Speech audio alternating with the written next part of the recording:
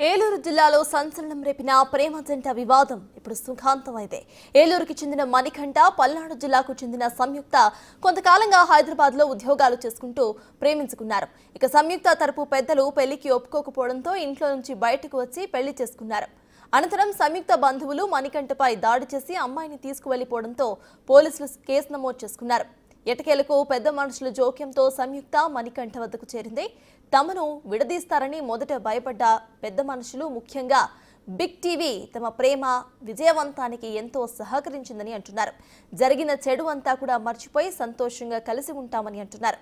ఒకరినొకరు అర్థం చేసుకుంటూ ముందుకు వెళ్తామంటున్న ప్రేమ జంట దగ్గర నుంచి మరిన్ని డీటెయిల్స్ మా ప్రతినిధి సాగర్ అందిస్తారు. ఏలూరు జిల్లా ఏలూరులో జరిగినటువంటి సంయుక్త మణికంఠల ప్రేమ వివాదం ఎట్టకేలకు సుఖాంతమైందనే చెప్పుకోవచ్చు. మనతో మణికంఠ, సంయుక్త ఉన్నారు. వారి పెద్దలే వారిని కలిపారు. కాకపోతే కలిపేటప్పుడు వారు చెప్పింది ఏంటంటే, మమ్మల్ని అల్లరి చేయొద్దు, మీరు జాగ్రత్తగా ఉండండి, ఆనందంగా ఉండండి, మరలా మా కుటుంబాల పేర్లు తీసుకురాకుండా ఇండివిజువల్గా వీళ్ళని లైఫ్ లీడ్ చేయమని చెప్పినట్లుగా కూడా మనకి చెప్తున్నారు. ఎనివే ఎట్టగలిగి ఇటు ఏలూరు జిల్లా పోలీసులు కానీ మొత్తం అంతా కూడా కొంత సక్సెస్ఫుల్గానే ఈ ప్రేమ స్టోరీకి కథ సుఖాంతం ఎలా చేశారనే చెప్పుకోవచ్చు. మనతో సంయుక్త ఉన్నారు. ముందుగా ఆమెను మాట్లాడిద్దాం. అమ్మ, ఏంటి మీరు ఫస్ట్ ఒక వీడియో రిలీజ్ చేశారు, మరి మీ పేరెంట్స్ వచ్చి మిమ్మల్ని తీసుకెళ్ళిపోయేటప్పుడు మీకు ఏ విధంగా అనిపించింది? అది నాకు కొంచెం ఇబ్బంది కలిగించింది. బట్ మా పెద్దవాళ్ళని ఒప్పించుకోవడానికి అదొక ఛాన్స్ అనుకున్నాను నేను. మా పెద్దవాళ్ళని ఒప్పించుకుందామని వెళ్ళాము, కానీ వాళ్ళు కొన్ని కారణాల వల్ల ఒప్పుకోమన్నారు. తర్వాత అడిగి ఒప్పించడం జరిగింది. ఎట్టయినా సరే కలిసాం పెద్దల ద్వారా.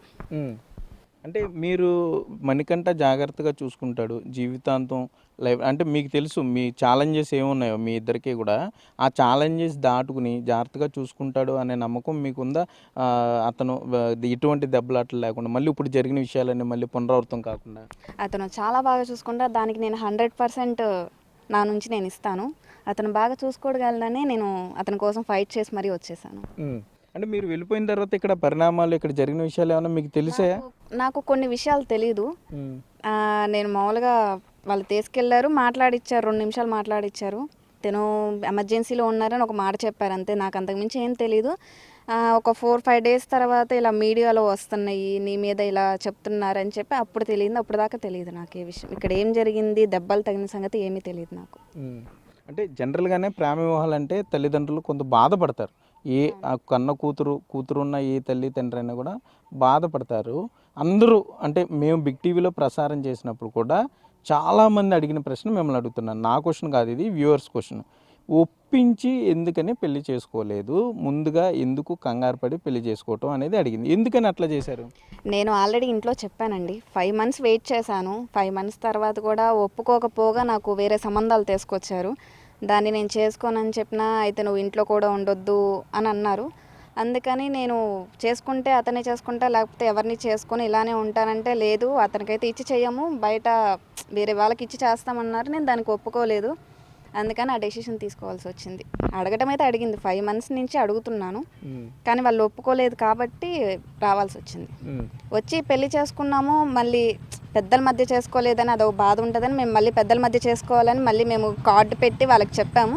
కాకపోతే నా భర్త మీద నిందలు వేశారు కాబట్టి నేను వాళ్ళకి చెప్పాను, ఇలా నిందలు వేయకండి, నిందలు వేస్తే వాళ్ళకి పరువు సంబంధించింది కదా, నేను ఇక్కడ ఉన్నాను, వాళ్ళ పరువు సంబంధించింది కాబట్టి వాళ్ళ మీద నిందలు వేస్తే ఈసారి డైరెక్ట్గా వచ్చి నేను కేసు పెట్టాల్సి వచ్చింది మీ మీద అని వాళ్ళకి చెప్పాను. పెళ్లి కార్డు కూడా ఎప్పుడో 1వ తారీఖు పెళ్ళని ఆల్రెడీ వాళ్ళకి చెప్పాను. నేను చెప్పిన తర్వాత 1వ తారీఖు పెళ్ళి అయిపోయింది, 3వ తారీఖు వచ్చి నన్ను ఆ విధంగా తీసుకెళ్లారు.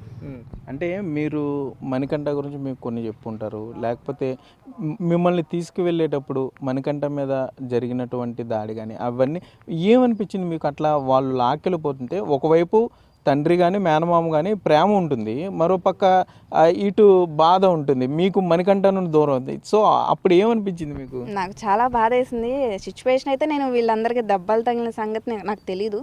నేను నన్ను తీసుకెళ్లేటప్పుడు అట్లా తీసుకెళ్లారు కాబట్టి నేను వెనక ఏం జరుగుతుంది ఏం చూడలేదు. నేను నా పోరాటం చేస్తున్నాను, నేను రాను అని. అది విషయం తెలిసాక నేను చాలా బాధపడ్డాను. ఇది కూర్చొని మాట్లాడితే అయిపోయేదానికి ఇక్కడ దాకా వచ్చిందని. అంటే ఇంకో క్వశ్చన్ అడుగుతున్నారు వ్యూవర్స్ అందరూ కూడా, మణికంఠ ఏ ఉద్యోగం చేయడేమో, మణికంఠకి అసలు ఎటువంటి ఫినాన్షియల్ సపోర్టు లేదేమో, అందుకనే వాళ్ళు వద్దు అంటున్నారేమో. మీకు తెలుసా అసలు మణికంఠ ఏ పని చేస్తాడు, మిమ్మల్ని పోషించగలడని నమ్మకం ఉందా?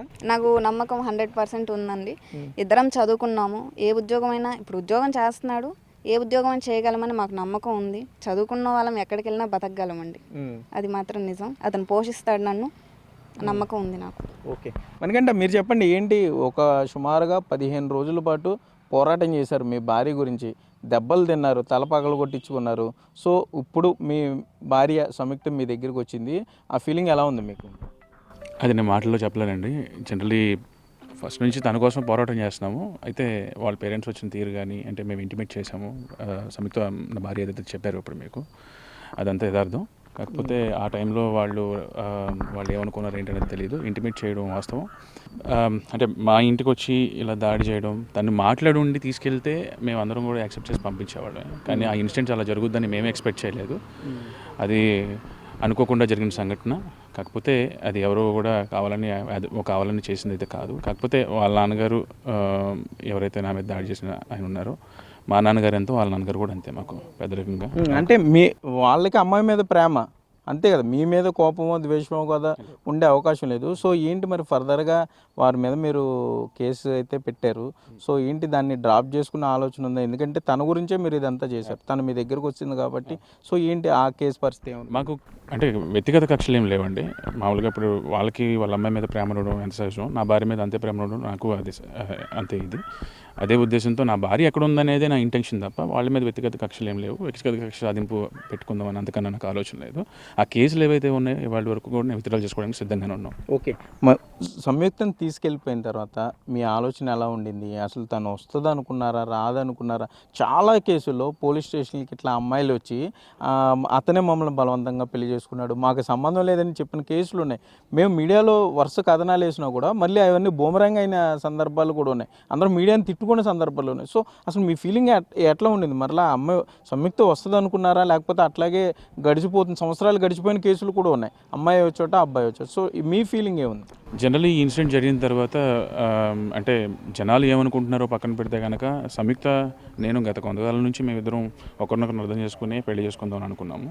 తన ఎబిలిటీస్ ఏంటో నా క్వాలిటీస్ ఏంటో తనకు తెలుసు. అలాగే తన గురించి కూడా మా ఇద్దరికి ఒక క్లారిటీ ఉంది. పెద్దవాళ్ళని ఒప్పించి పెళ్లి చేసుకుందాం అనుకున్నాం. ఆ దురదృష్టకరం ప్రకారం ఏంటంటే వాళ్ళు ఒప్పుకోలేని పరిస్థితి. బట్ మేము బలవంతంగా ఇంకా వేరే తప్పనిసరి పరిస్థితుల్లో చేసుకోవాల్సి వచ్చింది. అట్ ద సేమ్ టైం మా పేరెంట్స్ కూడా ఒప్పుకోలేదు. ఇంటికి వెళ్ళిన తర్వాత మేము వాళ్ళు ఒప్పుకోవట్లేదు, మీరు ఒప్పుకుంటారు లేదా అన్నట్టు మేము వాళ్ళని బలవంతం చేసిన తర్వాత ఇంకా వాళ్ళు వేరే దారి లేక మా పెద్దవాళ్ళ దగ్గర నుంచి కూడా మాట్లాడడానికి ట్రై చేశారు. సంయుక్త పేరెంట్స్ అప్పుడు ఆ టైంలో ఫోన్ ఆన్సర్ చేయలేదన్నమాట.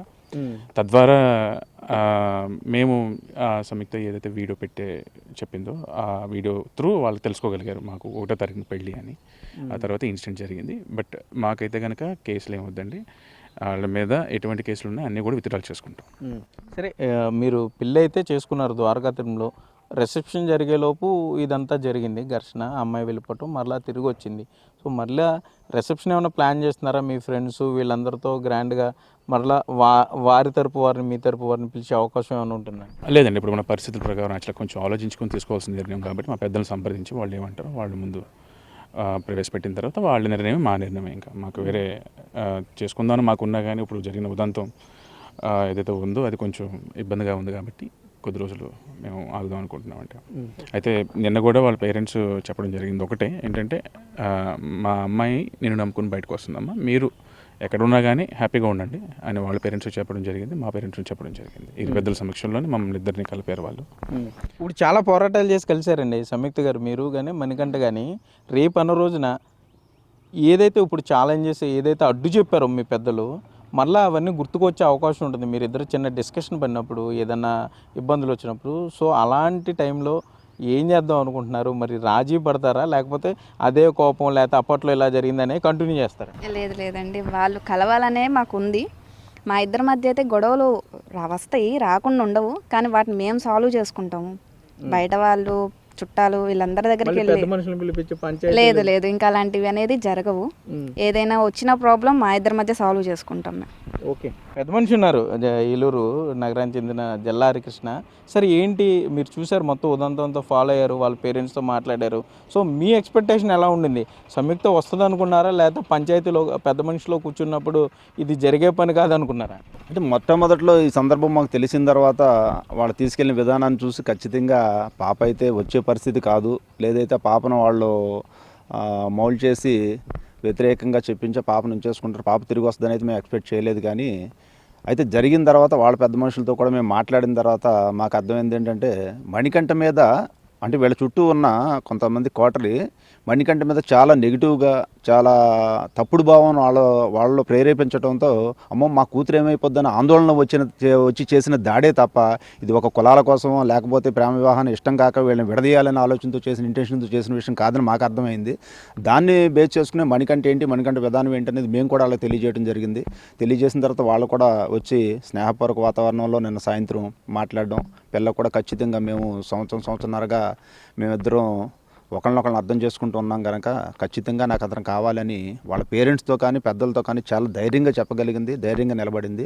ఆ పాప నిలబడిన విధానంతో ఖచ్చితంగా ఈ రోజున ఇది ఈ కథ సుఖాంతం అయింది. దానికి కూడా వాళ్ళ పెద్దలు కూడా అర్థం చేసుకున్నారు. మాకు వచ్చిన బ్యాడ్ ఇన్ఫర్మేషన్ వల్ల మణికంఠ గురించి ఏదో మేము ఊహించుకుని అమ్మో మా పిల్ల ఏమైపోద్దని ఆందోళనతో మేము చేసాం తప్ప వాళ్ళని విడదీయాలని కాదు. వాళ్ళు ఎక్కడున్నా సరే సుఖంగా ఉంటాం, సంతోషంగా ఉంటాం, మాకు కావాలని చెప్పారు. దానికి తగ్గట్టుగా మా పిల్లని క్షేమంగా చూసుకోమని చెప్పడంలో ఇటు సైడ్ పెద్దలుగా మేము కూడా పాపకి ఎటువంటి ఇబ్బంది రాదు, మా పాపని మా ఇంటి కోడలైనా సరే మా వాళ్ళకి కూతురులో చూసుకునే మనస్తత్వం ఉన్న వాళ్ళు మా వాళ్ళు, పాపకి ఎటువంటి ఇబ్బంది లేని సెక్యూరిటీ మేము ఇస్తామని చెప్పేసి మేము చెప్పడం జరిగింది. దాంతో వాళ్ళు కూడా పాపను పంపించడం, ఈ కథ అంతా చాలా సుఖాంతం జరిగింది. దానికి సహకరించారు చాలామంది మీడియా సోదరులు కానీ, జరిగిన విషయంలో కానీ పోలీస్ శాఖ వారు కానీ, ప్రత్యేకించి బిగ్ టీవీ వారు. ఎందుకంటే ఆ రోజు జరిగిన సందర్భంలో పెద్దలు మా దృష్టికి వచ్చే ముందే హాస్పిటల్లో మణికంఠని విషయాన్ని తీసుకుని దీన్ని హైలైట్ చేసి విషయాన్ని అందరూ కూడా సమాజం దృష్టికి, అందరి దృష్టికి తీసుకెళ్లేలాగా చేసి ఈరోజు వాళ్ళ కలవటంలో పాత్ర వహించిన బిగ్ టీవీ యాజమాన్యానికి, బిగ్ టీవీ ఇక్కడున్న రిపోర్టర్స్ అందరికి కూడా ఈ మా సంఘం తరపున మా పెద్దలుగా మేము వాళ్ళిద్దరి తరపున కూడా మేము కృతజ్ఞత తెలియజేస్తాము. ఏంటి మీకు బిగ్ టీవీ ఏమైనా సాయం చేసింది అనుకుంటున్నారా? సో ఏంటి బిగ్ టీవీకి మీరే ఏమైనా చెప్పాలనుకుంటున్నారు? ఇద్దరు సమాజంలో తప్పులప్పులు జరగడం చాలా సహజం, కానీ నిజమైన ప్రేమికులను ఎప్పుడు కలపడానికి మీడియా ముందుగా ఉంటుందని చెప్పేసి నా కథలోనే ఎగ్జాంపుల్ చూశాను practically. Especially very big thank you big TV, because first నుంచి కూడా ఇన్సిడెంట్ జరిగిన దగ్గర నుంచి కూడా మమ్మల్ని వెరీ క్లోజ్ అంటే లైక్ ఈ రోజుల్లో ఏంటి అని అంటే కనుక కొన్ని పనులు కావాలని ఎంత చెప్పినా కానీ వినకుండా చేస్తారు, కానీ బిగ్ టీవీ అలా లేదు. And one more thing, especially యాజమాన్యానికి, బిగ్ టీవీ యాజమాన్యానికి, పోలీస్ వారికి నా భార్యను నాకు తిరిగి అప్పచెప్పినందుకు కృతజ్ఞతలు తెలియజేసుకుంటున్నాను. ఎందుకు అని అంటే అది నేను మాటల్లో చెప్పలేను. నేనైతే ఫస్ట్ బిగ్ టీవీ వాళ్ళకి ఇంత సపోర్ట్ చేసినందుకు నేను చాలా థ్యాంక్స్ చెప్తున్నాను. నన్ను నా భర్త దగ్గరికి పంపించినందుకు మీరు చాలా పోలీసుల వారికి, మీడియా వాళ్ళకి, పెద్దలందరికీ చాలా థ్యాంక్స్ చెప్పుకుంటున్నాను. నన్ను నా భర్త దగ్గరికి పంపించినందుకు బిగ్ టీవీకి నేను ఎప్పుడు కృతజ్ఞతగా ఉంటాను. అయితే మొత్తమే చూసుకుంటే మణికంఠ సంయుక్తుల ప్రేమ వివాహం అయితే విజయవంతమైందనే చెప్పుకోవచ్చు. చాలా విషాదంగా మొదలైంది, చాలా కంగారు పడ్డారు, అసలు ఏం జరుగుతుందో కూడా అర్థం కాని పరిస్థితుల్లో. ఒక పక్క మణికంఠ ఆసుపత్రిలో తలకి 8 కుట్లతో ఎమర్జెన్సీ ఐసీయూలో చికిత్స పొందాడు. మరోపక్క సంయుక్త వారి తల్లిదండ్రులను ఒప్పించడానికి ఆ అమ్మాయి ఎంతో అక్కడ మదన పడిపోయిన పరిస్థితి. అయినా కూడా వారు వెయిట్ చేశారు పెద్దలు ఒప్పుకునేదాకా. కొంత మంచిలో మంచిగా అటు అమ్మాయి తల్లిదండ్రులు కూడా కొంత అర్థం చేసుకున్నారు. వారు కూడా అమ్మాయి మీద ఉన్న ప్రేమతో వచ్చిన కోపం, ఆగ్రహంగా కూడా మణికంఠ చెప్తున్నారు. సో వీరిద్దరూ కొంత అండర్స్టాండింగ్లో ఉన్నారు. పోలీస్ కేసులు కూడా మరికొన్ని రోజుల్లోనే వాటిని కూడా పరిష్కరించుకుంటామని చెప్తున్నారు. ఏదేమైనా కూడా మణికంఠ సంయుక్తులు జీవితాంతం కూడా ఇంతే ఆనందంగా, సంతోషంగా నవ్వుతూ ఉండాలని కూడా బిగ్ టీవీ తరఫున మేము కూడా కోరుకుంటున్నాం. కెమెరామెన్ బాగిరాజ్తో సాగర్, బిగ్ టీవీ, ఏలూరు నుండి.